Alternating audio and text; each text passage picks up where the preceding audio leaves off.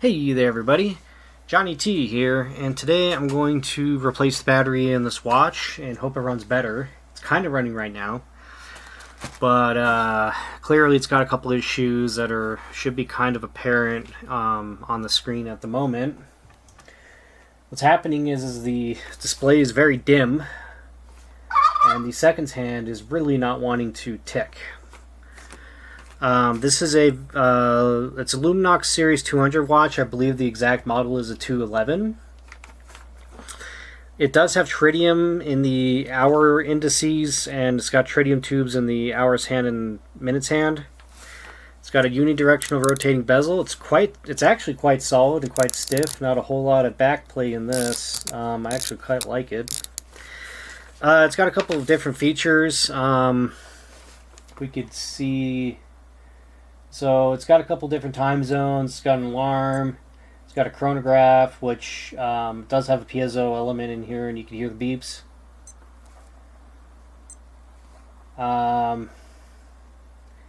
That should be the date, although the date's incorrect. It's actually Monday, and I think it's like the 24th at the moment, 25th maybe.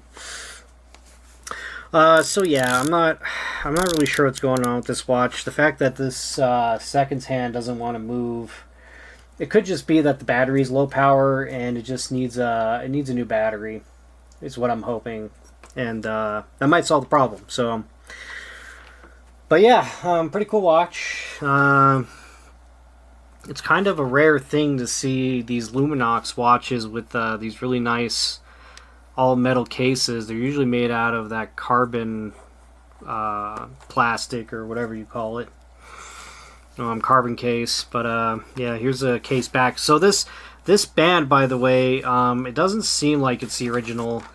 It looks like somebody, like, these Luminox rubber bands break all the time, and it looks like somebody just stuck the buckle on a generic rubber watch band, because there's no other indicator that this is a Luminox, and usually they'll have, say Luminox in here somewhere. But anyways, so this is the case back.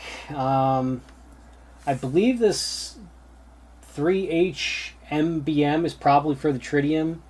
Series 200, Swiss made, stainless steel case, 50 meters of water resistance.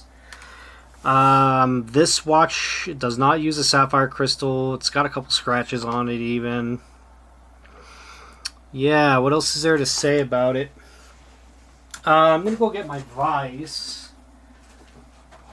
I think I should be able to use a vise and a hand tool on this. I think. I don't really see why not.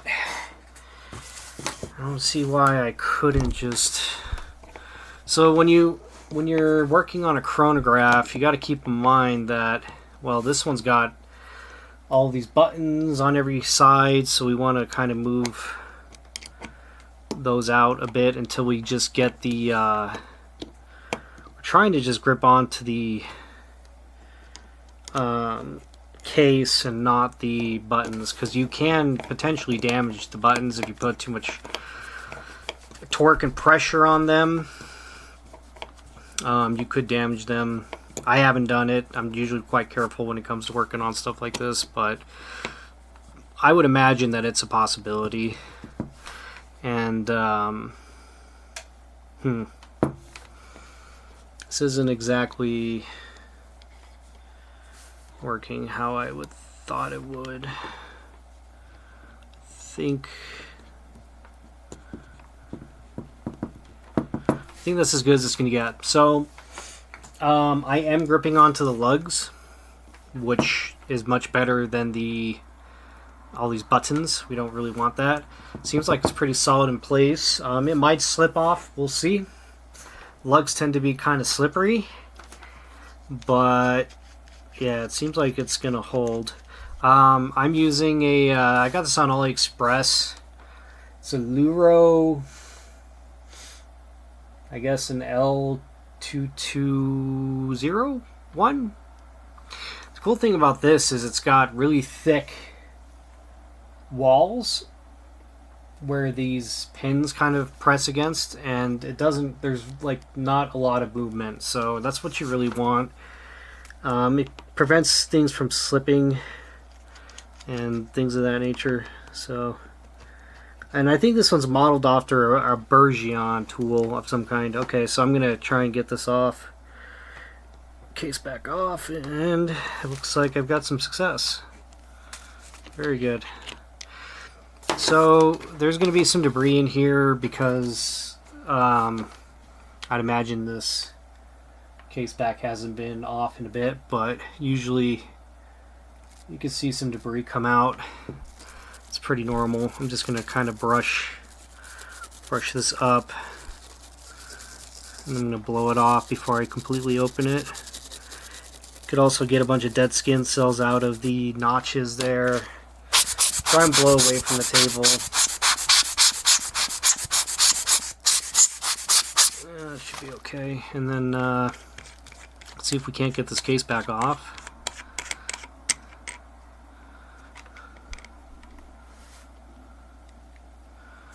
Whoa, it uses 2 batteries. Look at that. Look at all of that information. Wow. Okay, so the case back has 911.1001 on it. Looks like the battery was replaced on 3/5/22. So yeah, it's February 24th, 2025 at the moment. So it's possible it just needs a new battery. Yeah, it looks like maybe 2 to 3 year intervals is when these batteries get replaced. And I would say it's probably about time for a new battery. Look at that.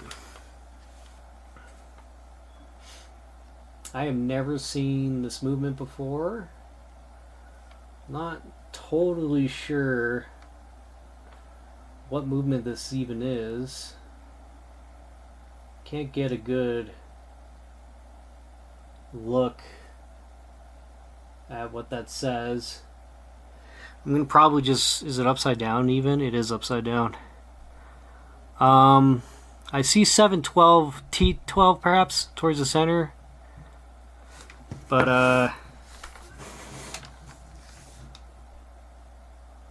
it's an ISA K63 Swiss-made no-jewel. 1 second. Alright, sorry about that. I just got this in the mail. This is a Citizen Ecozilla with the bracelet, which is pretty sweet.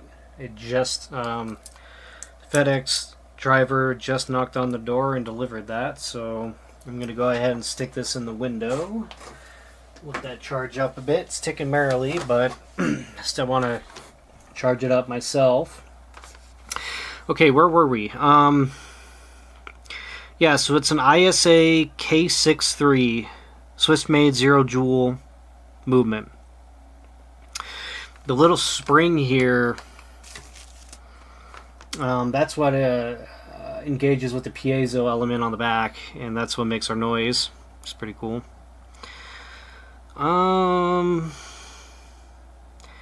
Yeah, let's get these batteries replaced. Let's go ahead and replace both of them. I'm gonna use a dental pick. I'm gonna kind of pry against this plastic movement holder. Shouldn't hurt anything. Hopefully, should be able to kind of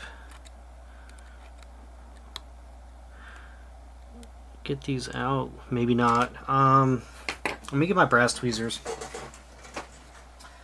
Probably use my brass tweezers for this, and then I need plastic tweezers for inserting the new batteries. Cool. So these are seated in pretty okay.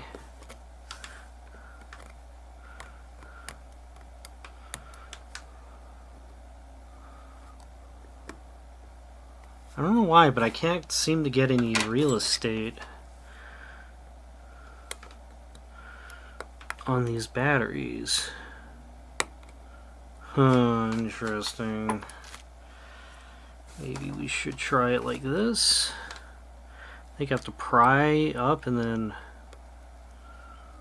push out, maybe?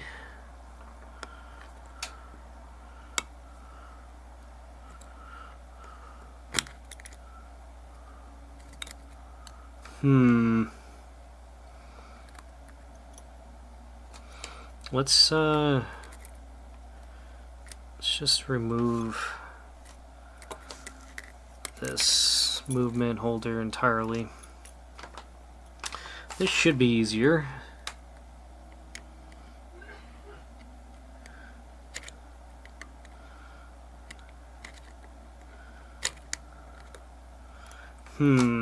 Interesting.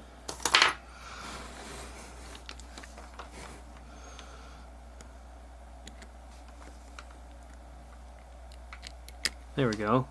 Oh yeah, that's why it was so difficult. Kind of, can't really see that, but there's two tabs coming off there, two battery holders, and they kind of go at a weird angle. And it's gripping these batteries in such a strange way.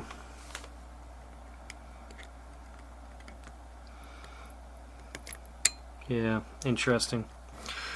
Huh, okay. It's easier to see on the left one than it is on the right. Okay, cool. So now that all looks fine. I think I'm gonna blow it in, blow this stuff out. Oh yeah, I should probably service this gasket too, huh? Since we're here. It's a very nice, thick gasket. It's got old, it looks like old sealant on it. I don't really want to use rubbing alcohol to clean this up.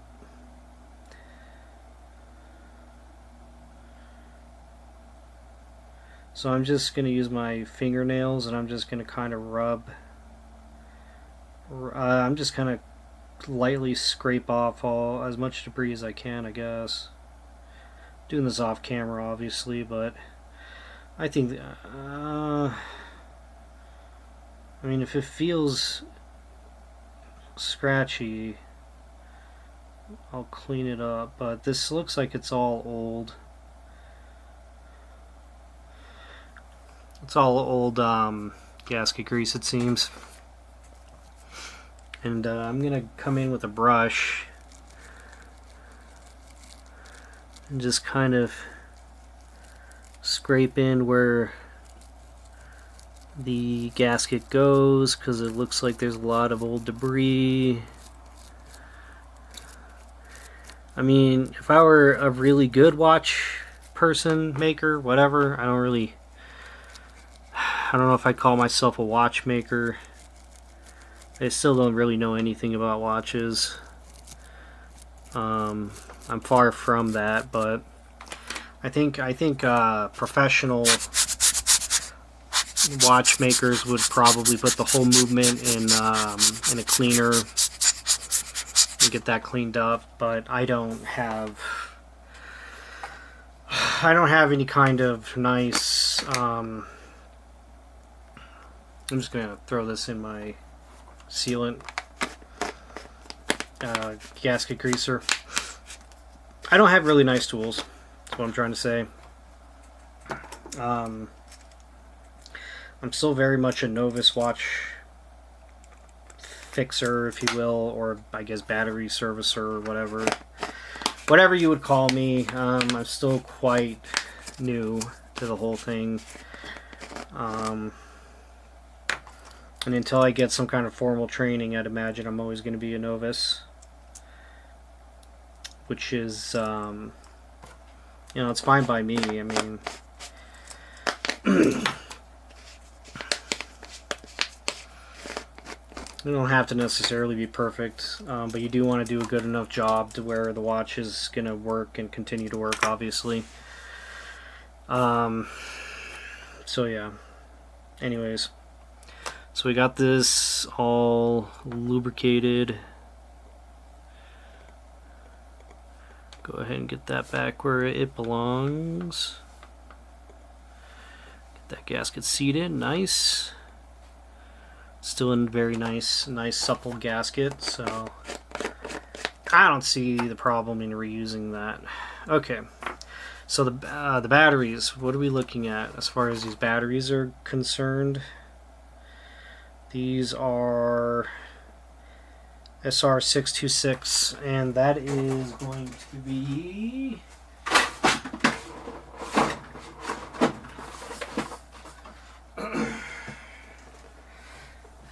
the Swiss don't call it an SR626. The Swiss call it a 377 376. So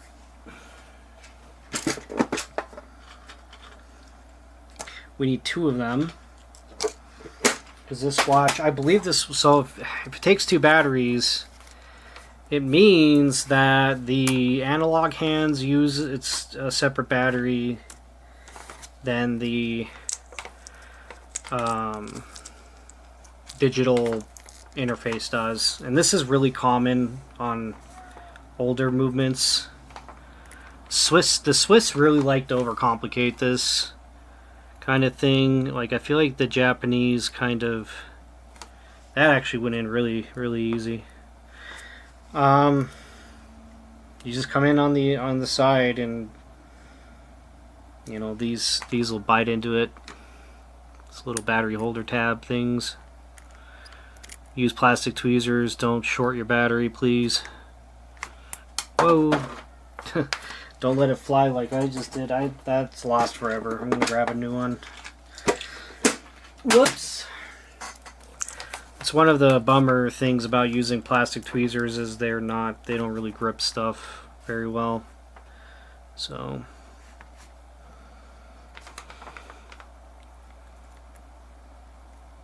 very slippery. There we go.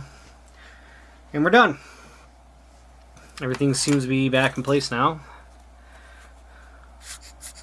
And do some gentle blowing. Also going to blow on the case back here. Also, I'm going to take a very damp alcohol wipe, and because I just used this alcohol wipe on that Citizen watch I bought. It had some crap on it that I wanted to clean up, some gunk.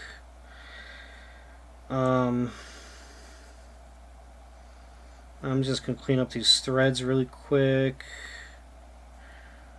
Just very damp, barely moist little alcohol wipe.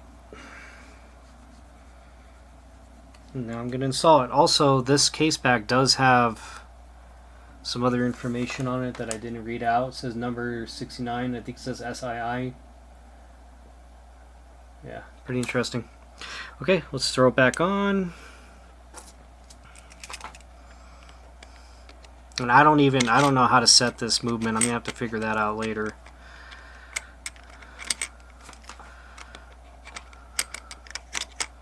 Ooh boy.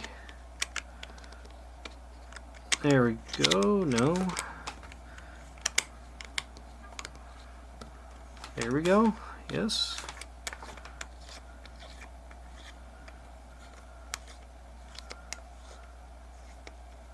Yeah, that feels very good. Okay, let's get it out of our vise. And then let's get our ball and tighten it down. That should be good for 50 meters. Moment of truth. Is it running?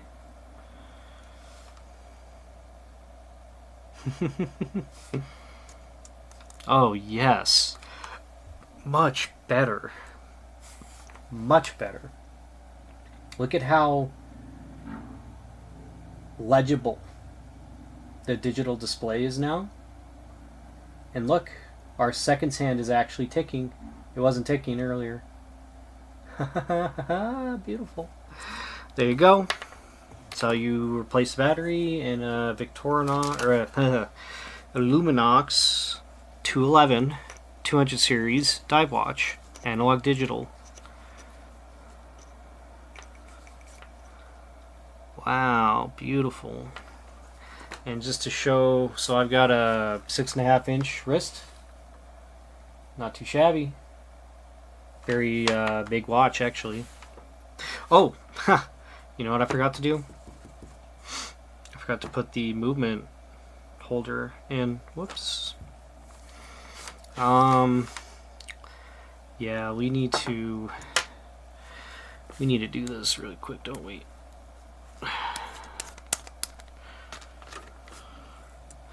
Sorry about that, everybody. I forget things sometimes. I think the my package coming in, that the Ecozilla threw me off. It happens. Happens to the best of us. Okay. Let's get that back in, shall we? So this does have pushers, and it's got little pushers that kind of come in and out. You're going to want to make sure those are a certain way when you put this in. Probably pushed in, I'd imagine.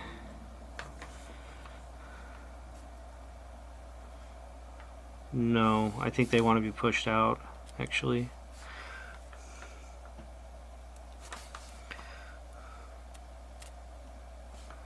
And then it should just kind of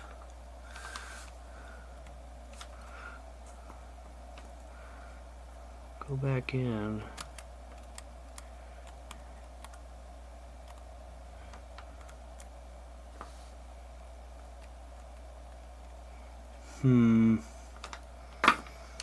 This is going to be a little tricky. I'm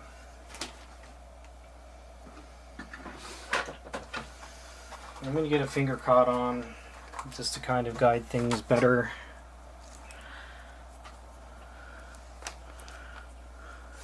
Okay. So the problem is we gotta...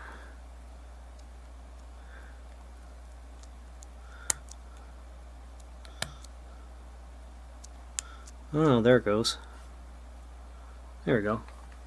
So whenever you work on a movement like, or a movement holder like this, you want to make sure that everything's engaging properly, which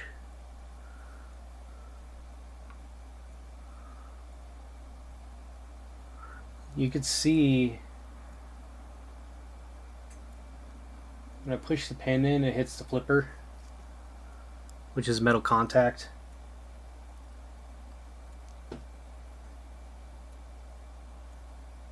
You just want to make sure those are all centered and hitting their targets.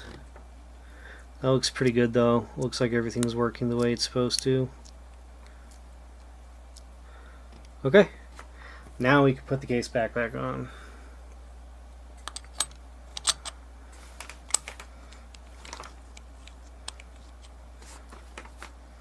Get this finger caught off.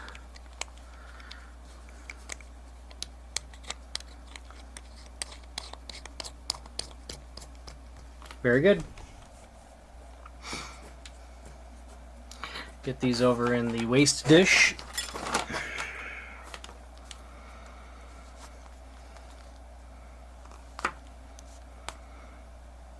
That should be good for 50 meters. Make sure all of our pushers are working.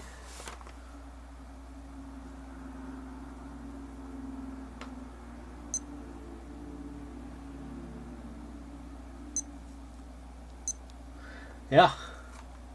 Let's make sure the second hand stops. We can move our hands freely. Push back in. Beautiful. Right on. I'm not sure how to set this. I'll figure that out. And I'll have to look up some manuals and stuff and figure it out. I'm sure I just have to hold one of these buttons and things will start flashing. I could set it, but a piece of a whole bunch of debris you got inside of the watch. Interesting. Might have to... Oh, I moved the bezel over one, didn't I? There we go. That still lines up. Cool. Right, let's get dimensions and call it a video.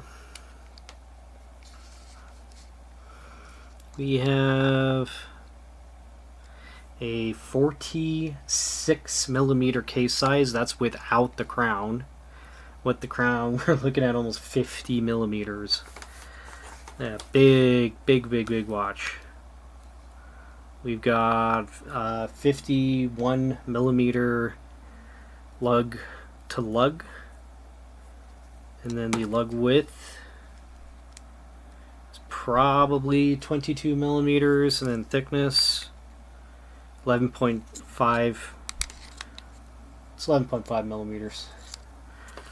Beautiful. Right on. Well, I'm happy that it just had some dying batteries in it. Just needed to there's a speck of dust in here that is driving me crazy. The camera can almost catch it, but it's over here by this Indus. It's just such a small little speck. You can see it right there. Yeah, that's driving me crazy. Anyways, thanks so much for watching. This is how you place a battery in your Luminox 211. If I helped you fix your Luminox watch, definitely like and subscribe. If you thought this was interesting, definitely like and subscribe. I appreciate it. And yeah, I'll see you all in the next one. Take care.